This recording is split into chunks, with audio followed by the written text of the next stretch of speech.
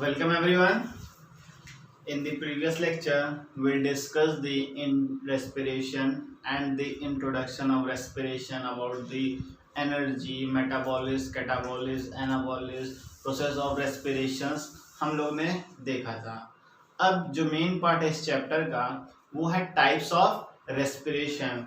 तो types of respiration हम लोगों को करना है जो कि इम्पोर्टेंट पार्ट है इस चैप्टर का। Types of respiration.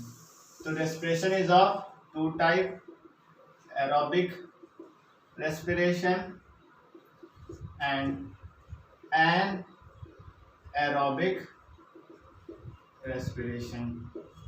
Clear? अब ये होता क्या है? Aerobic respiration is a respiration in which glucose is completely breakdown. Glucose is completely breakdown in the presence of oxygen and form carbon dioxide plus water and the energy. Energy का form करेगा। अब glucose क्या है?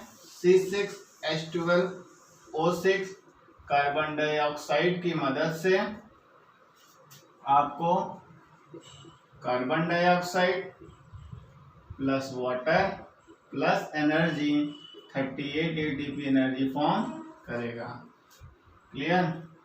तो this is the reaction of aerobic respiration. Glucose break down in the presence of oxygen. Oxygen की मदद से break down करेगा, जो प्रोडक्ट निकलेगा वो carbon dioxide plus water and the energy.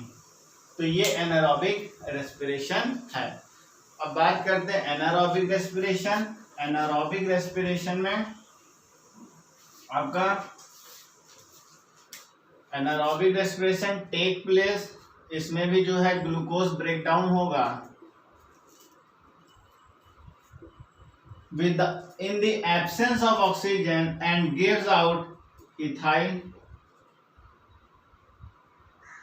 alcohol plus carbon dioxide. Ethyl alcohol and carbon dioxide का formation होगा। ठीक है,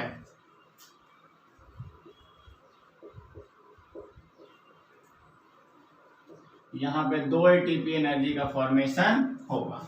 तो वहां पे कार्बन डाइऑक्साइड और वाटर फॉर्म हुआ था, यहाँ पे carbon dioxide plus ethyl alcohol का फॉर्मेशन होगा। This is the case in plant.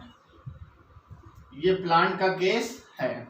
और अगर ये एनिमल में देखें एनारोबिक रेस्पिरेशन, ह्यूमन बींग्स वगैरह में भी होता है, तो जब ग्लूकोज ब्रेक डाउन होता है तो वहां पे लैक्टिक एसिड का फॉर्मेशन होगा प्लस कार्बन डाइऑक्साइड का फॉर्मेशन होगा प्लस 2 एटीपी एनर्जी का फॉर्मेशन होगा। देखिए इन प्लांट्स में इथाइल अल्कोहल, यहाँ पे लैक्टिक एसिड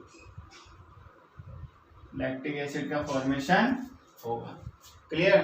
तो इसको देखिएगा in the absence of oxygen, यहाँ पे ऑक्सीजन नहीं है, तो ये आपका एरोबिक एनारोबिक रेस्पिरेशन हुआ। अब देखिए थोड़ा सा इसी को डिफरेंस में लेके चलते हैं तो और क्लियर हो जाएगा। तो एरोबिक रेस्पिरेशन और एनारोबिक रेस्पिरेशन में डिफरेंस देखते हैं। एरोबिक रेस्पिरेशन अकर ये take place in the presence of oxygen. यहां पे क्या है? Absence of oxygen. ये ऑक्सीजन के एब्सेंस में हो रहा, ये ऑक्सीजन के प्रेजेंस में हो रहा।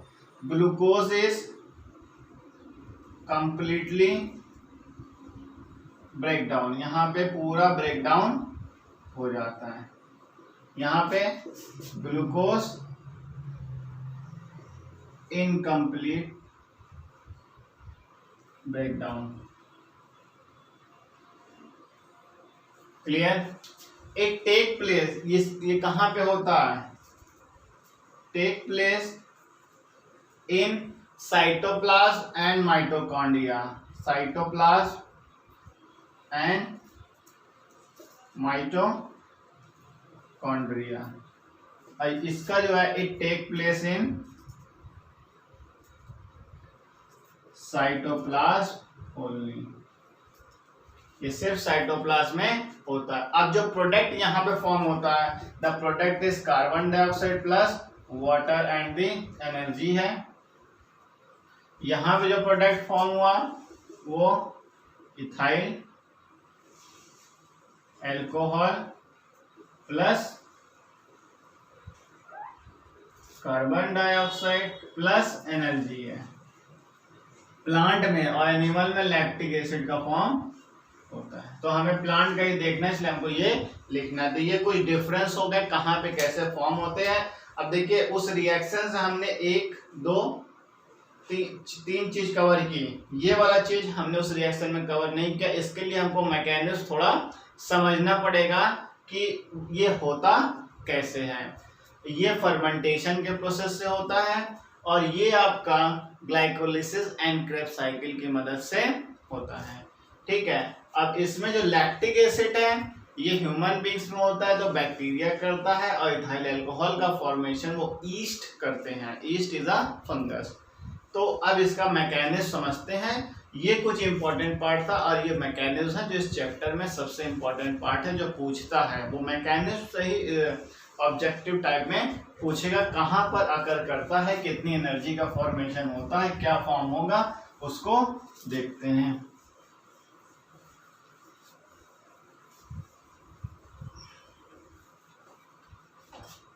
Now next is mechanism of respiration। Respiration की मैकेनिज्म को देखना है तो सबसे पहले हम इसको एक सेल को ले लेते हैं। सेल में सेंटर में अगर है तो वो हो गया आपका न्यूक्लियस, और प्लांट में अगर सेंटर में कुछ है तो वो हो जाता है आपका वैक्यूल। तो हमको प्लांट का ही देखना है तो हम पहले प्लांट का ही देखेंगे। तो ये आपका वैक्यूल है। क्लियर। अब ये जो पार्ट है ये पूरा क्या है आपका साइटोप्लाज्म है, and this is the mitochondria.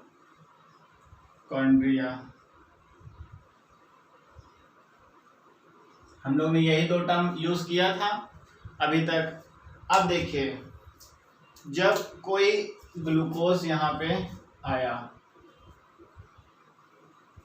Clear, तो ग्लूकोज ब्रेक डाउन होता है साइटोप्लाज्म में। Cytoplasm is the main part of this respiration. Main part है रेस्पिरेशन का। तो यहाँ से रेस्पिरेशन की जो प्रोसेस है ब्रेक डाउन ऑफ ग्लूकोज वो साइटोप्लाज्म में शुरू होती है और माइटोकॉन्ड्रिया में खत्म होती है। तो आकर कहाँ पे हो रहा है, साइटोप्लाज्म में, माइटोकॉन्ड्रिया में। यहाँ पे जब ब्रेकडाउन होगा, मान लीजिए फूड आया तो इसका ब्रेकडाउन हुआ, छोटे छोटे पार्टिकल्स ब्रेक हुए, ठीक है, तो finally they form pyruvic acid. Pyruvic acid का फॉर्म करेगा और जिस प्रोसेस से ये प्रोसेस हुआ that is called the glycolysis. Glycolysis means breaking of glucose. Glyco means glucose, lysis means breaking.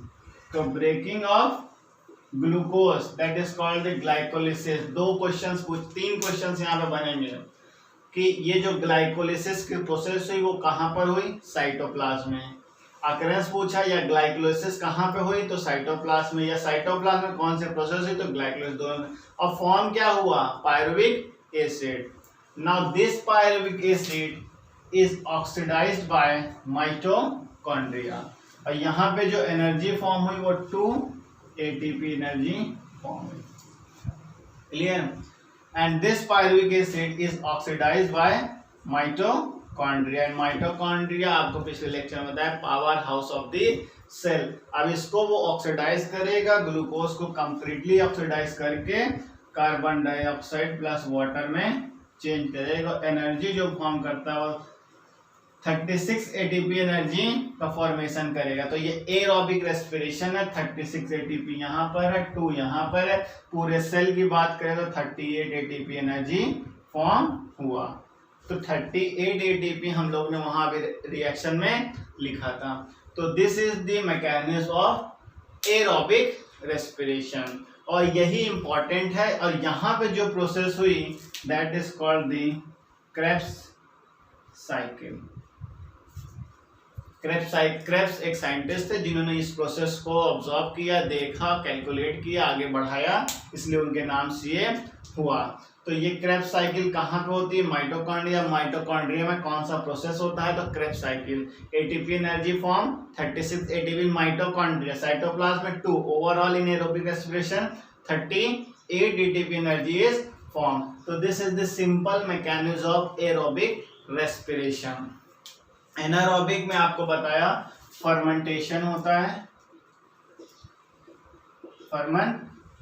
Fermentation जो है आपके ईस्ट के थ्रू होता है। Is a microorganism which break down the food particles and changes into an ethyl alcohol and carbon dioxide. तो वो micro organism through होता है। एनारोबिक उसमें होता है साइटोप्लाज्म में ही होता है। क्लियर? यहाँ पे आपके mitochondria in each and every cell of the body present होते हैं और ये चेंज होते हैं एनर्जी में। क्लियर? साइटोप्लाज्म लिविंग सेल्स में होते हैं। तो ये हुआ आपका एरोबिक रेस्पिरेशन या मैकेनिज्म ऑफ रेस्पिरेशन, कैसे एनर्जी का फॉर्मेशन होता है। तो ये सिंपल क्वेश्चन इसी में से आते हैं। अब पूछेगा ग्लाइकोलिसिस क्या है, क्रेब्स साइकिल क्या है, एनर्जी कहाँ फॉर्म है, क्रेब्स साइकिल कहाँ पे हुआ है, इसी तरीके से क्वेश्चन इसी में से घुमाकर पूछता है। तो ये सिंपल मैकेनिज्म हुआ। फिर हमने बताया था कि रेस्पिरेशंस जो हो रहे हैं प्लांट्स में वो कहाँ पर हो रहे थे। एक आपको स्टोमेटा बताया, लेंटिसस बताया था, रूट्स वगैरह में होते हैं, प्लस आपके एरियल रूट्स वाले मैंग्रोव्स प्लांट्स में जो आपके लेक और पॉन्ड के साइड्स में प्लांट्स प्रेजेंट होते हैं, उनके एरियल रूट्स होते हैं, रूट्स ऊपर आ जाते हैं, तो पोर्स प्रेजेंट होते हैं for breathing. That pores is called the pneumatophores. तो न्यूमैटोफोर्स वो होते हैं, वो इंपॉर्टेंट पार्ट है इसमें क्वेश्चन पूछने के लिए। तो इतनी चीज अगर तैयार कर लेंगे तो आपकी अच्छी तैयारी इस चैप्टर में हो जाएगी। इस चैप्टर में बस इतना ही है। हम नेक्स्ट लेक्चर में मिलेंगे एक रिवीजन टेस्ट के साथ। Thank you.